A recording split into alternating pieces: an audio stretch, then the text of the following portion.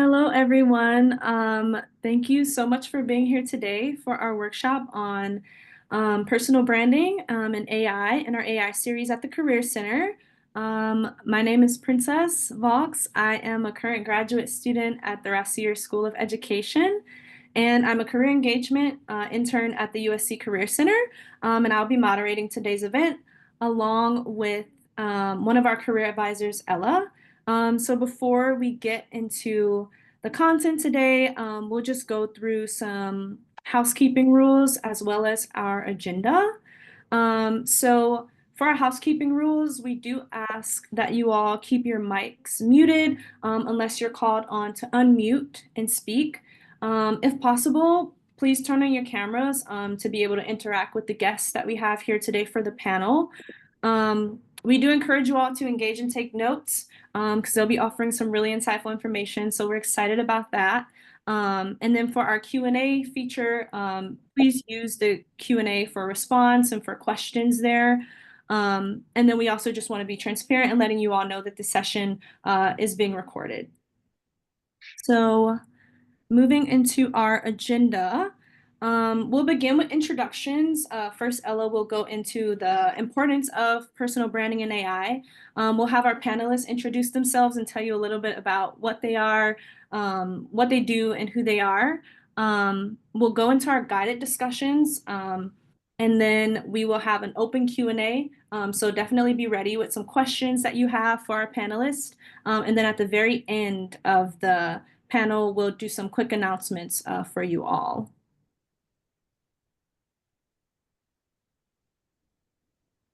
Thank you so much, Princess. But yeah, just before we officially get started with the panel discussion, I just kind of want to emphasize the importance of personal branding. So personal brand is really your professional online identity, and how people perceive you and your skills and expertise in, whatever industry that you're a part of. But think of it as just a way to create more opportunities, because again, if you are, if you have your personal brand online, you can connect with more employers, more companies, future colleagues and whatnot. But why it's important is it can really set you apart in a competitive job market when, when you're writing or tailoring your resume. One thing that or a good practice to have is to include your LinkedIn profile in your contact information or other portfolios that you have. So when they visit those links, it really just helps build credibility and trust. And also, again, you get to showcase your projects, skills, and expertise. So what would be great throughout this entire event is, just thinking about these two questions. What do you want to be known for, and how do you currently show up online? And in addition to that, I also want to acknowledge that the USC Career Center recognizes that, again, technological advancement is really important and impacting the future of our workplace and recruitment. So we really encourage, understanding AI and how to ethically use it. So if you have any questions or would like more information on how to leverage these tools for job searching, networking, or for professional branding, please visit our webpage on, again, the AI guidelines that we would like you to uphold.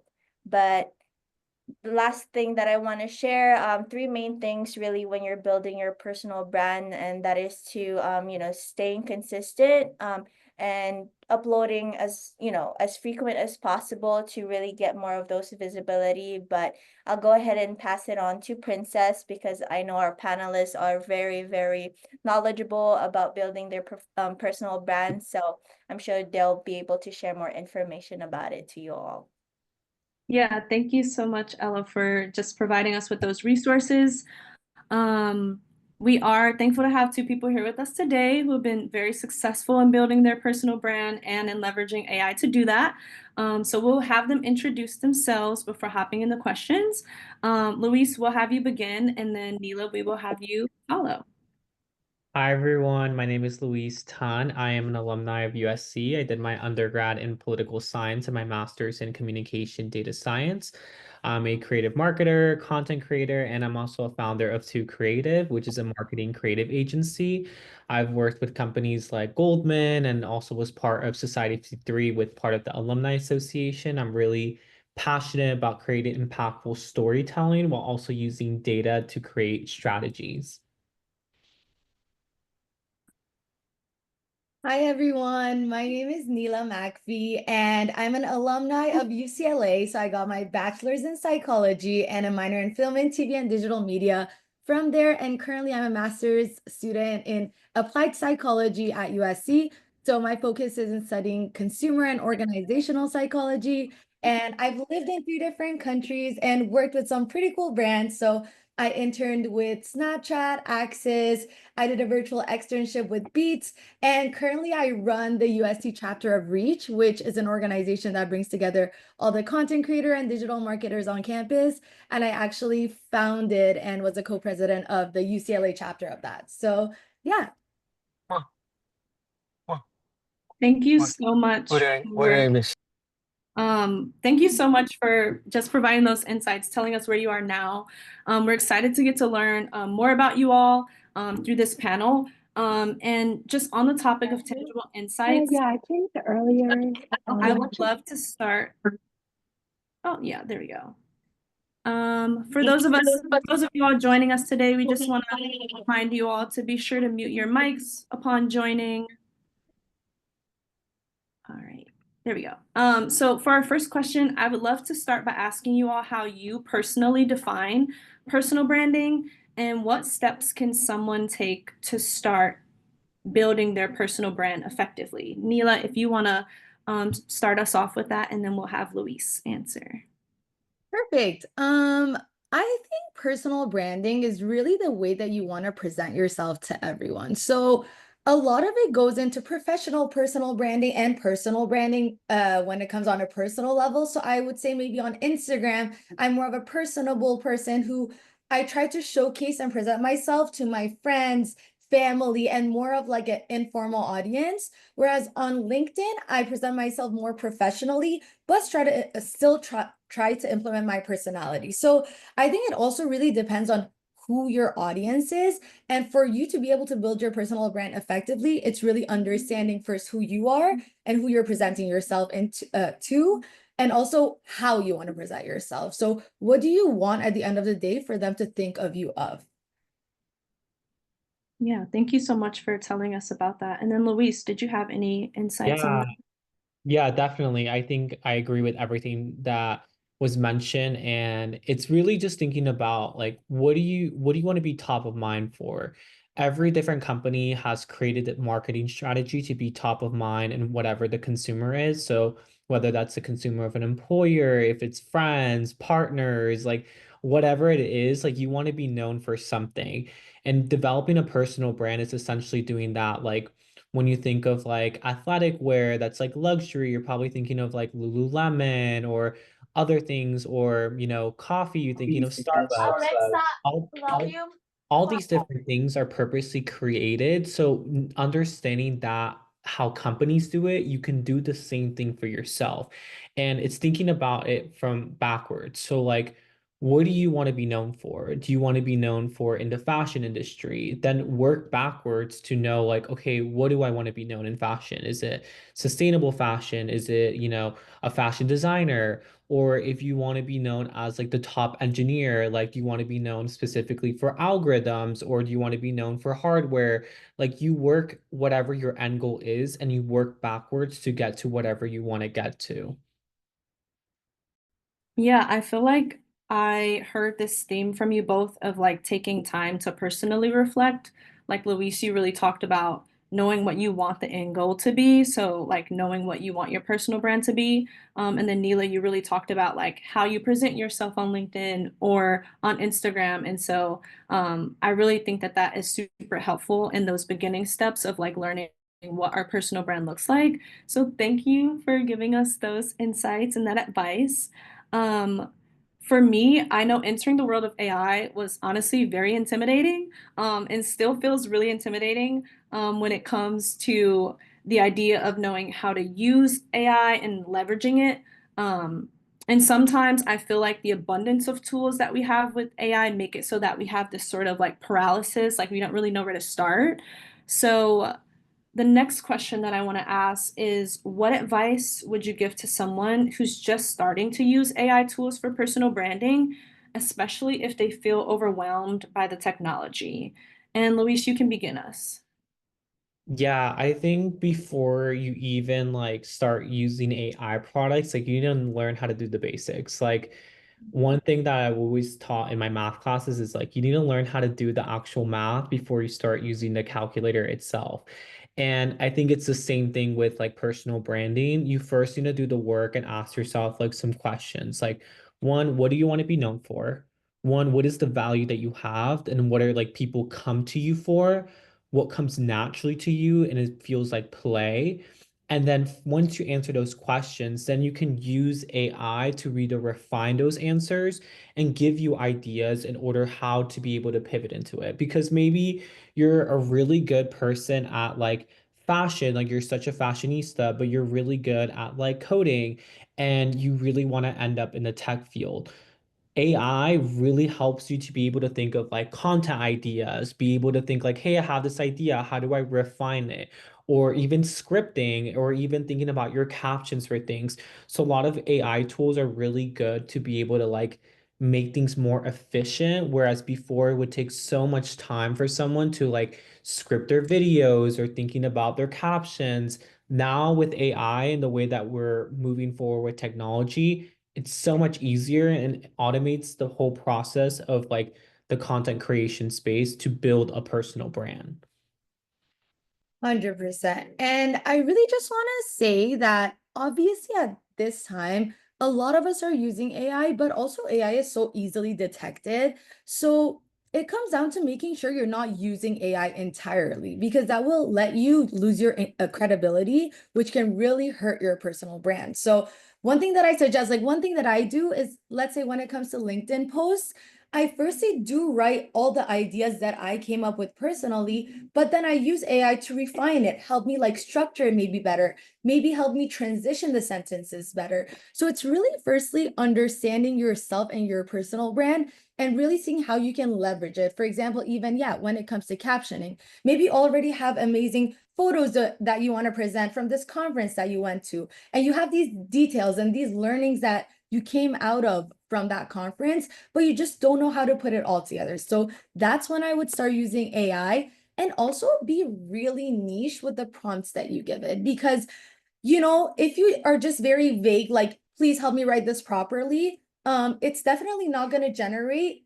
what you are looking for. And then that will make you even have to invest more and more time to get it to where you want it to be at the stage. But if you started from the beginning with very detailed and narrow kind of instructions of how to use it, and someone actually mentioned like treat it as your own personal intern. So what kind of instructions would you give if you had your own personal intern? What instructions would you give to them to be able to do a work for you properly? So yeah, I would say really just make sure to give proper instructions and ask it to like give you multiple ideas. So one thing that I do, I always say like, give me multiple ideas. And then even when it gives me like 5 ideas, I'm like, generate more and more. And then it gives me so many more. And then sometimes I'm like, make it more creative, make it more bubbly. So yeah, just feel free to even use different adjectives for it to kind of match your personal brand and energy as well. Yeah, I hear that piece of like just starting somewhere really. And I know for me, I did have to learn how to create the sentences that I wanted to put into the AI in order to generate the best result for me and the most effective result. So I think like starting in those places that don't seem as intimidating and then learning and then being able to like build your way up there is super helpful. Um, Luis, I know that you are passionate about first generation low income student success, and Neela, you bring like passion for storytelling and innovation during this current digital age that we're in.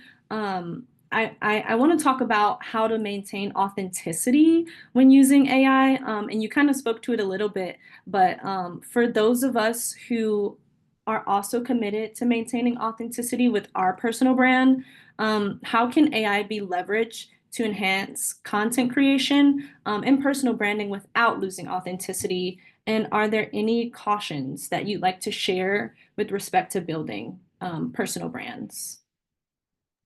Yeah, I can start. I think with regards to like storytelling, like again, like I think one of the best things that I said today right now is like AI is like your personal intern, and I could not agree even more with that because you have to have the ability to tell the story and be able to know what the story's core messaging is and why it's important in order for the AI tool to polish it and to make it even more succinct and more direct on however you want it.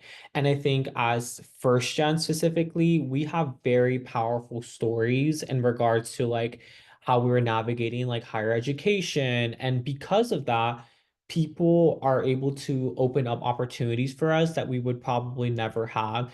Every single opportunity that have right up to this point has been through me sharing a really good story and different stories that, you know, highlight my strengths and highlight why I'm a qualified candidate regardless of my background. And it can be applied for anyone, not just first gen. And I think being able to do that on top of being able to tailor like with an AI, I think is one of the best things to happen because even now, like you have voice AI where you're not even just like prompting it, but you can actually talk to your AI within ChatGPT. And you can even use that to be able to refine the story and be like, hey, I'm going to tell you a story. Tell me if it's good or not, or what areas were unclear, what I could be able to do. And I think people remember stories. Like people are not going to remember like, oh, I like, you know, did this. Like the metric is there. You have had some form of metric to get the interview. But once you're at the interview, people remember how they feel after you're able to interview with them. And if you're able to be top of mind for whatever it is in the industry, you're gonna get that job, regardless of like, even if you're maybe like meet 50% of the qualifications or 20 or whatever, being able to have something that people connect with is what they're going to be able to do because you're working with them every single day. Like that's at the end of the day. Yeah, totally. I 100% agree. And I also wanted to mention just like a personal experience watching AI not do the best for some people. So for Reach, a lot of times we accept applications. And for one of our prompts, we had given for our potential members to come up with a brand partnership opportunity. And so we received over 200 applications, and we're just looking at all these different ideas. And we start to notice how the structure of them are the exact same and how all of them are starting with imagine this.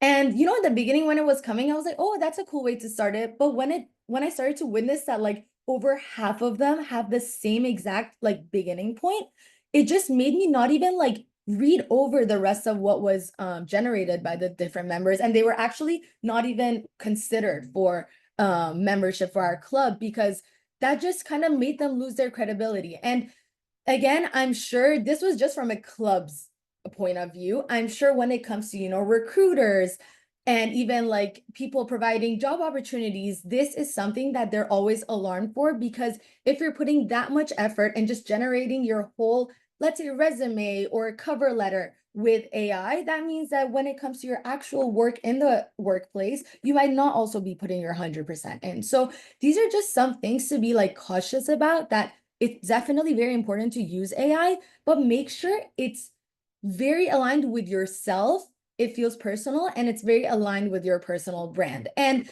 different ways that I have leveraged it to enhance my content is, again, when it comes to captioning, and a lot of times just also generating like fun content video ideas. So once you first step established what you want your brand to be, how you want to present yourself to the different audiences, then you can go ahead, like tell ChatGPT, this is my platform. I love making content about this, that. What are some fun ideas that you can help me come up with that could be good for maybe like the month of May? Maybe it comes up with some like ideas of holidays coming up and how you can, you know, incorporate it into your content. So it can definitely be leveraged in that and, you know, inspire you to be more creative, but don't let it just like write the whole script for you and you just say the whole thing. And let it be personal, because at one point that will make you feel very disconnected with your work as well, which will make you lose a sense of yourself. So just balancing it, I think it's very important,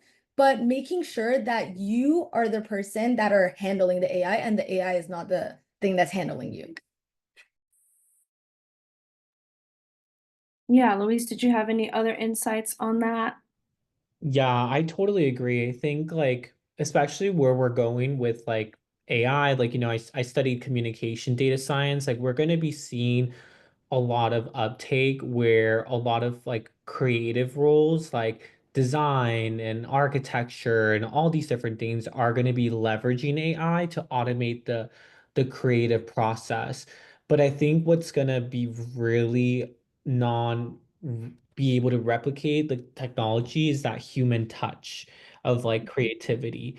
And I think, there's been common like themes that come up where it's like it's a tool, and it's like you have to be able to know, because it could come up with two ideas and then one of them is like maybe not biased and it's like culturally insensitive or something like that, because there is bias in the data and it's learning from like your own creativity and like societal norms of like what is an acceptable form of content and how is this being able to do it. And I think, Neela talked about a really good way of using it. It's like, I'll put me some ideas and then you be the strategic decider on like what is specifically going to be used. Because and it again goes back to the storytelling element, what feels authentic to you. Because the AI tool could come up with like 100 ideas, but maybe the 100 are not even related to your brand or even to your voice or even that. And I think that's like where the AI tool falls short because it's not able to replicate your voice. Like maybe you talk more like simple and then it starts using higher vocabulary and that's not your voice or your tone, or maybe you do like a little bit of a grammar mistake or like misspelling to kind of catch your audience. All those things are like subtle stylistic techniques that maybe the AI tool will not be able to replicate accurately to have that human touch. Yeah, and if I could just add something else is, if for me you can have one key takeaway from this panel is to post on LinkedIn. And actually statistics show that less than 3% of LinkedIn users actually post. And when I tell you the amount of opportunities that I've gotten access to just by letting my network know about what I'm up to and just consistently updating that, it has been a lot. Like right now I'm working 2 internships. One I got because I posted a video on LinkedIn just asking my network for internships. So like I barely even applied for it. I just got it. The other one, I just commented on an Instagram post by USC saying that I love content creation and I want to make content, and I got that internship. So I'm telling you, being present and having a presence on these different platforms, you don't have to be posting videos of your face. Don't get me wrong. Like maybe let's say me and Louise, that's our niche of content that we like to post. But you can really, if you're a designer, make videos of the designs that you put. If you're like a researcher, give 3 tips of being an effective researcher. So there's different ways that you can implement it. But if you're at a very beginning stage right now, just establishing your personal brand and wanting to have a presence on LinkedIn, Instagram, AI can also really be used for you narrowing down your niche. By that, I mean, feel free to like have a conversation with AI, tell him like, tell it what is your personality, what are your interests, what does your daily life look like, and say, I want to start posting more content. What are some like, how do you think I should tailor my niche? How do you think I should tailor my personal brand? And I'm not saying use it, but just hear it out and let the creative like mind get going and just brainstorm with different ideas. So it's always good because again, with like a personal intern, you can just use AI for some ideas. You don't actually have to execute on them, but it's sometimes good to get some like different ideas that might be out of your own like kind of mental space. Mm-hmm. Yeah, and Neela, I know that you talked a little bit about just like putting yourself out there and posting on LinkedIn or posting on Instagram. And I know that you have some experience with like posting things and then being able to secure internships there. So could you expand more on like that video internship experience that you have that you posted? Yes, of course. And I can definitely even link the video in the chat later. But I was just scrolling on TikTok and I saw this like trend that was going on with people putting this Mean Girls voice over like different things that they were asking for. So I think it'll make more sense if I like paste it in the chat. But I decided it was the beginning of the fall semester. I had to secure an internship for my program for the spring semester. So in the beginning, my idea was like to reach out to people separately on my LinkedIn network to see if they have any job opportunities. And I was like, wait a second, if I'm looking for like a creative role in entertainment and tech, if I do post a very creative video that shows my skills and it also conveys my message instead of me like, texting 1,000 different people and like asking for internships. This way, people will reach out to me if they know of any opportunities. So yeah, I posted the video. It's just like me asking like for an internship and communicating, what my experience is very broadly and like what I'm looking for. And I just posted it for it to be, in presence to my own network. But a lot of people started reposting it. It ended up getting over 40,000 views. So I was getting, texts from a lot of different companies and a lot of different even startup companies about different job opportunities. And obviously, when it comes to that too, it was my first time experiencing that abundance of messages. So I've learned a lot about how to handle that next time too. Again, never like just say yes to something. Like make sure even if you're meeting with someone to discuss it, it's not like they think it's, they're gonna hire you right away after that meeting. Let people know that you're still, considering different options and having chats with multiple people. But that video definitely opened the doors to so many opportunities for me. And when I'm telling you big opportunities, as in like the biggest talent agency in actually like one of the top 3 talent agencies in the world, UTA, their recruiter reached out to me. I'm actually like currently interviewing for possibly a full-time job post-grad. So even though like, the internships, I got these 2 internships, I still have connections that stayed from that just one post. So that's why I'm saying just post as much as you can, whatever it is, put something out there because you're just holding yourself back from opportunities if you're not doing that. Yeah, and Yeah. I can like totally add to that as well. Like I had a video go viral, like almost like a million views, and it honestly wasn't anything that I thought was gonna be viral because my content's really focused on like marketing, first gen advice, professionalism, as well as just like sharing my own insights on a lot of different things. And I did like a video just how to do an elevator pitch. Like I did not I was like, oh, this is very simple to me. Like people come to me for professional advice, like might as well. And because of that, so many people have like been coming to my platform and supporting my content. And then as a result, that engagement from the value I provide to my viewers has been getting me like clients, paid speaking engagement, as well as like partnerships, starting to get brand deals as well, which is like kind of crazy that from one video starting to build out my platform.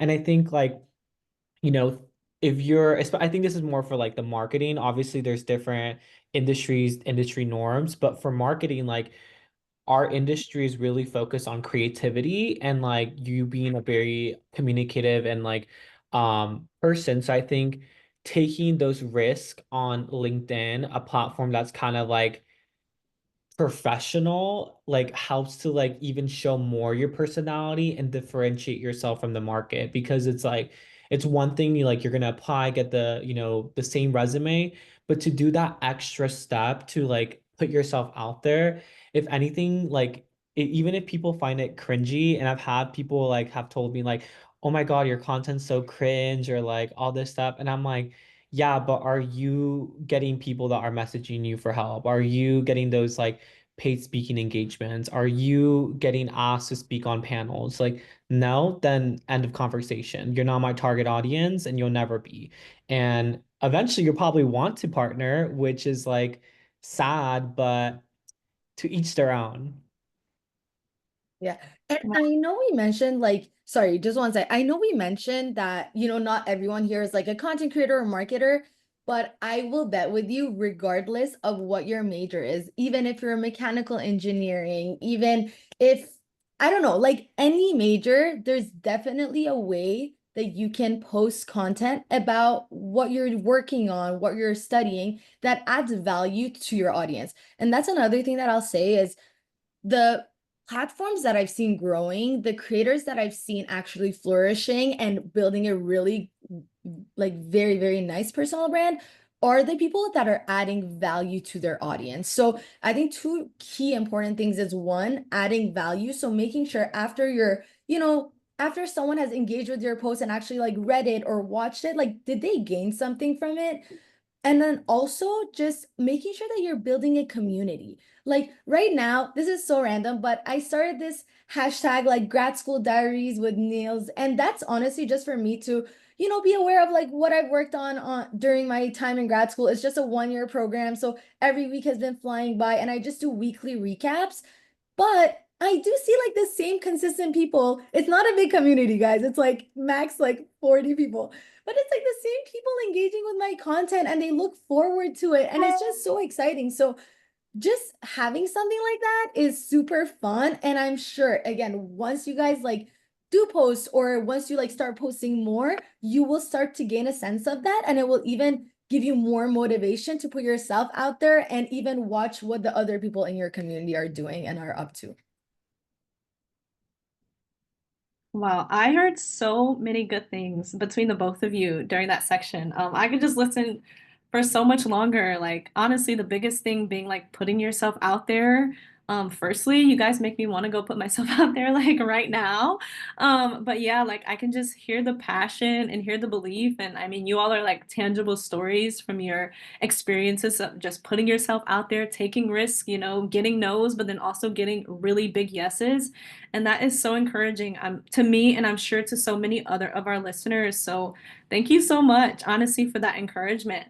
Um, we'll have one more question before we move on to our Q&A question. So like I said earlier, any of our attendees that have questions that they want to ask Neela and Luis, please get those ready to go because we'll move on to that portion after this last question. But I'd love to end this portion by focusing on expectations, honestly, when it comes to engagement. So lastly, in a time where some experience high engagement overnight and others may not, any advice on how to keep yourself motivated and consistent when your expectations aren't met regarding engagement or interactions with respect to your professional online presence? I think that's really how I've been feeling like consistently. Like I'll be like making videos and like they'll take me sometimes like 2 hours to make because I have to script it, research, and then I have to film, then edit, and then I'll get like one LinkedIn like. And I'm like, ugh.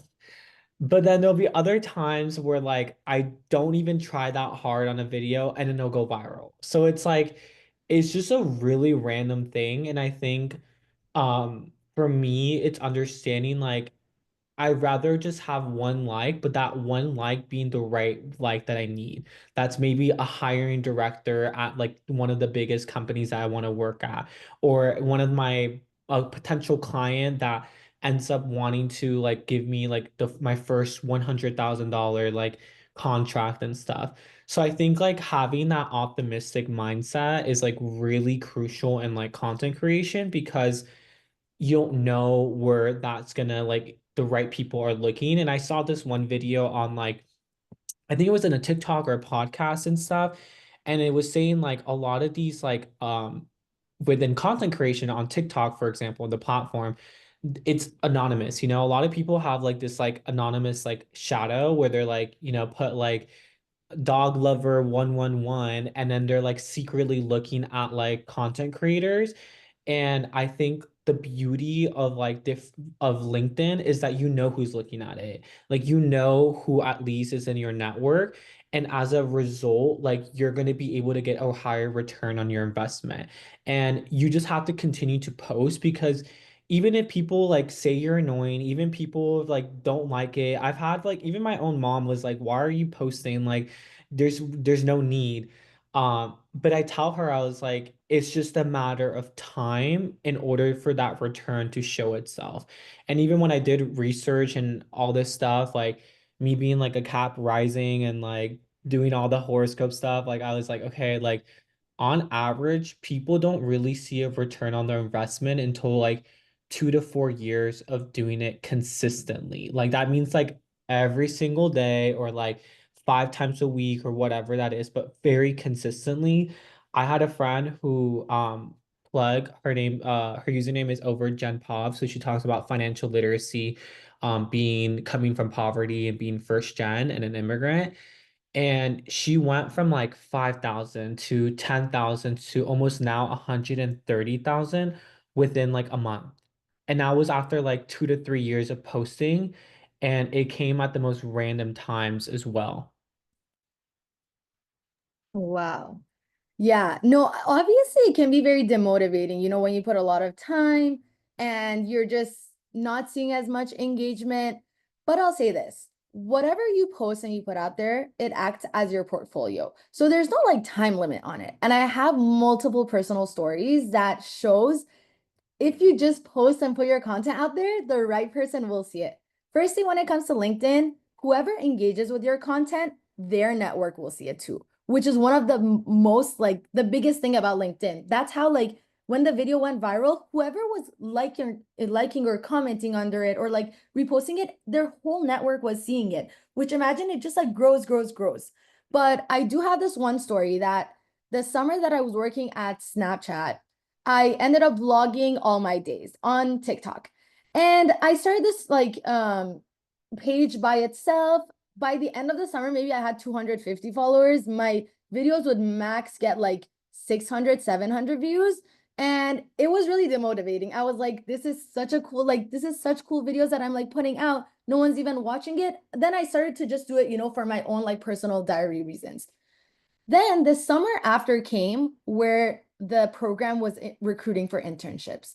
And they had a place on their like job application about like how did you find out about this opportunity?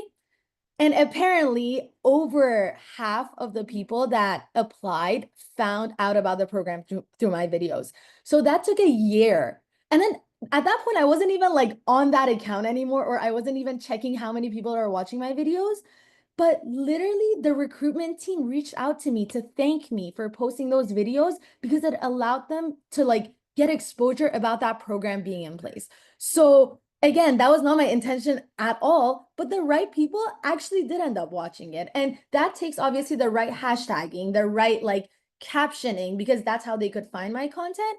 But it did pay off in one way or another, and it even made my connection with the Snap team so much stronger. And another thing that I'll say is like right now on Instagram, I've just been posting a lot of like video content of like when I go to different places, like if it's a concert or like an event, just like recap videos, totally different from what I post on LinkedIn. Like I think LinkedIn is like way more professional and more like my professional endeavors. But the other day, this is like one of like the first like big brand partnerships, but I got a DM from Live Nation about like going to one of their concerts. And I was like, I know so many bigger creators, guys. I really don't have the biggest platform, but because my profile acts as a portfolio for me and like how I've captured moments when I've been to events before, maybe they found that of interest. Like I still don't know, but basically what I'm meaning to say is like obviously it's so demotivating to make a post and like 10 hours later you see you got like 30 likes, because trust me, like this last post that I made has not been doing the best, but just treat it as like you're making an investment for future opportunities. And also it's just something so cool to look back on. Like I am sure in 10 years when you look back on this content, you're going to be so proud of yourself. So if again you can take one thing away from me, is to definitely just post and have an online presence. Just do it. Just post Yeah. it. Just post doesn't no matter how cringy it is, like just post it. I do also have a couple questions in that were sent to me. Do we want to go with those next?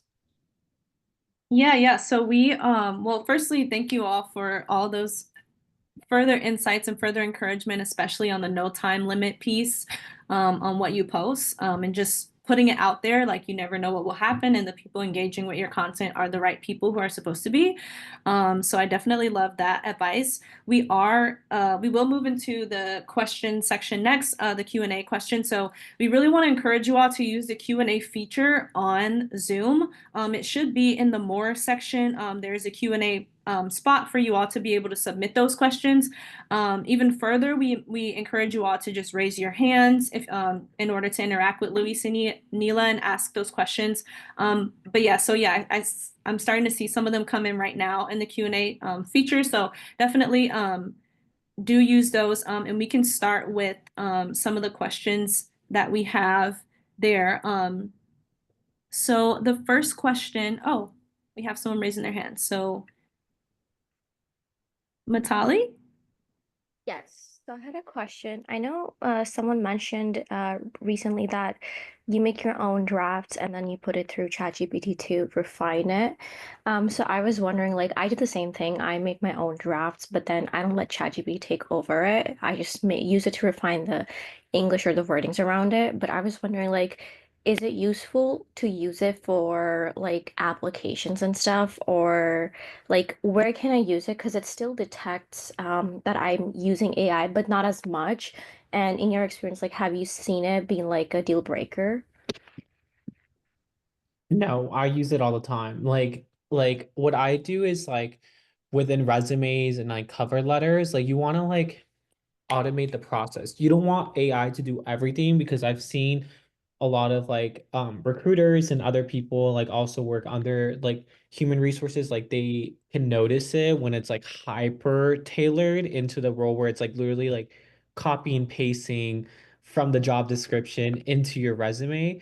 So I think it's like what I do is like I have it like pick out keywords from the job description to put into my resume.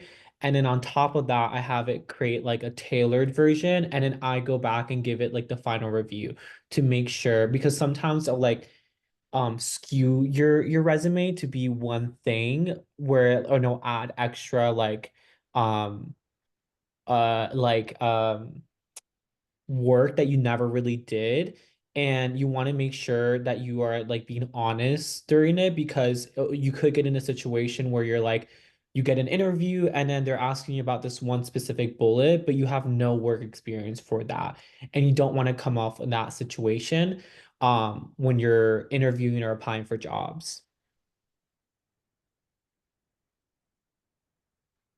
Neela, did Yeah. you have anything to add to that? Yeah, I totally agree with everything that Louise said. I also am like getting a couple of questions like sent to me directly. So just wanted to touch on that. And I know some person was mentioning, how do you manage your time with everything and staying consistent with posting? And I just wanted to mention to everyone that I literally mark on my agenda to make LinkedIn posts. And I know like a lot of people, post for fun on the side, but it really, I don't know when you post. Also, like right now, I'm doing weekly recaps. So I feel like my audience is kind of expecting it too. And I will lose accountability if I don't post, which holds me accountable. But really, if it is something that you want to prioritize, you should definitely have it on your to-do list and plan in advance for it, because obviously posting takes time.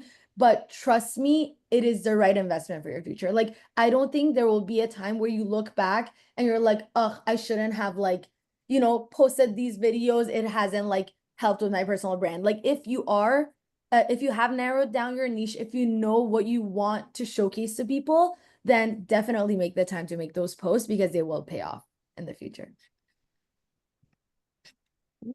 Thank you for that. We have a question from Yuslani, which says, how can I develop a personal brand that is both uniquely reflective of who I am while ensuring it doesn't simply mimic the style of others? And I think someone had asked a similar question in my chat, kind of related to this, saying like, how would you recommend tailoring your content if you're trying to do like a career change? Because they were in a different industry. What I would say, every experience builds on each other. Like, even if you don't think it connects, that's what AI tools are for, to help you make the connections. Like, For example, like I'll give you context of like where I was. Like I was working in healthcare. I was like a medical assistant in high school. Then I transitioned into doing like law and immigration. And then I had worked at a nonprofit. Eventually, when I got into like analytics, and then now I'm doing marketing. But all those things are really combined into marketing because within healthcare, I pitch myself as like, the human experience, which is really necessary within marketing, analytics, which I use to create strategies within marketing, and then management of like projects as well. So take the experience that you have, whatever it is, and then say, hey, I'm trying to and prompt ChatGPT and be like, hey, I have this work experience. I did this, or even your resume. How can I pitch myself to become a project manager? Or how can I be a marketer if you were in healthcare and stuff? And that's how you're going to be able to do it. And then use storytelling to be able to pitch yourself and why you did that pivot. Um, because it's all about like marketing is the art of perception. So the more that you're perceived a certain way, the more credibility you have into it as well. So like that's why I'm saying like experience always built on each other, but it's you and using AI tools to help you make those connections or crystallize it even more. Totally. And I think every experience is good experience. And whatever you have experienced, it becomes a part of your story. So you should definitely leverage it in every way that you can. And I actually want to also say a lot of people think LinkedIn is just for posting highlights. And this past week, I actually came across this post, which was one of my friends from UCLA, actually. He's a graduate and he's been looking for a job. And he posted about how he had been interviewing for this company. And it was like he did multiple rounds of interviews and he even did a project for them, but he got rejected. And then he was thanking the recruiters for the opportunity. And he just ended up posting the project that he submitted to the company and saying, even though this didn't help me get a job, I still wanted to share that this was a great learning experience for me. And like, this is what I had generated for my project. And guys, this post went viral. Like everyone was like commenting, liking, supporting it because it was so real. Like obviously behind every like job promotion that's gotten or behind every like internship that's been secured, there's like that like hundreds of job applications that probably didn't work out. So I thought that was just him being so real and authentic. And again, obviously the perception, with LinkedIn, it's like everyone only post on it when they get like a promotion or when they get a new opportunity. But if you become a consistent like creator and poster, then you should talk about the highs, lows, and get people invested in your story. Like let them want to know what's going to happen next. Let them like be a part of your storyline. So, yeah. Yeah, and I Thank think another thing, someone has messaging like they had asked like how do I develop a personal brand that is both uniquely reflective of who I am while ensuring it doesn't simply mimic other styles? And how can I maintain authenticity in my personal brand while adhering to established norms of professional conduct? One, you need to understand like what is your risk? Do you not care about professional conduct? Like, like you say, like, screw it, I'm gonna use a voiceover that's like from TikTok, like, or is it like I want to hear the certain thing based on your industry? Then take inspiration from other people. Like, if anything, that's a compliment. Don't copy, but take inspiration. Like, if you see how they like edit their content style, maybe they use a specific like sound, use it, but then put in your own creative twist to it. I think that's like what's so good. It's like when you go to a museum and you see a piece of art, everyone interprets that art very differently based on your lived experiences and your perspective. So it's the same thing with content. Like I see sometimes where I'm like, oh, that's a really good content idea. I'm gonna like use the same format or same kind of like, idea, but how does it connect to me? For example, like someone had posted about um how they were I'm trying to think of something. Oh, I saw someone talking about how they recruit for a job and they were like, Jada Walter, she's like a Gen Z person. And she talks about, but then the issue I see is like some people don't even have a resume. Some people don't even know what a coffee chat is. Like that comes from all being a first gen and my parents didn't go to college or go to corporate America. And that's my unique value proposition because I bring that perspective into the content and I take inspiration from other people. And I think nowadays content goes such a long way because it's not you just saying that I'm a creative person.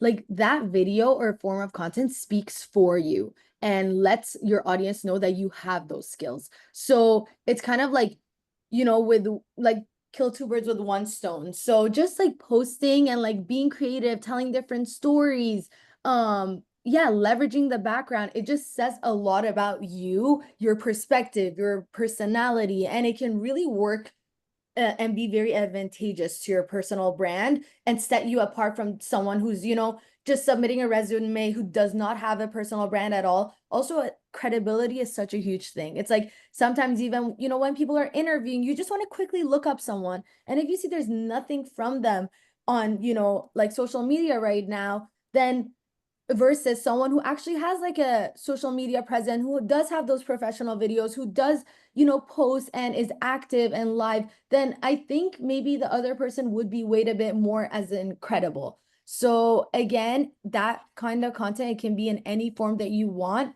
but just having a personal brand and online presence in this generation, I think, plays such a big role in getting access to opportunities.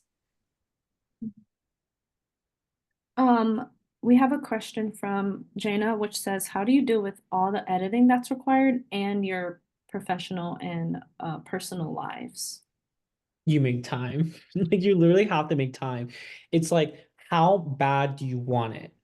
Like you really have to have discipline and want and desire. Like I want it so bad because it's like the same thing when like my mentors always told me with scholarships. There are tons of like low income students and tons of people that are deserving, even if they're high income, whatever. But how bad do they want it? How bad do you want it? And whether that's like a new internship, whether it's a new job, whether it's a new client, whether it's like whatever the outcome is, how bad do you want it? And if you want it bad enough, you will make it. You will make it. Like literally, there'll be times like literally today I was on the Stairmasters and I was making my LinkedIn post. I've been on the toilet and I literally am like writing my LinkedIn post because it's like I want it so bad, even if I have 5 minutes, like, yeah. And it's thinking about like content strategies, right?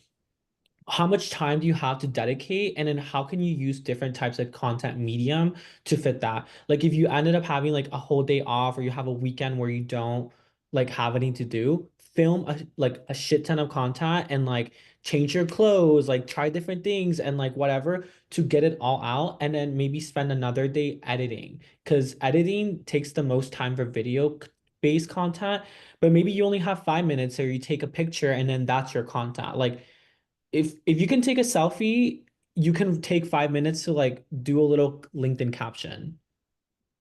Totally.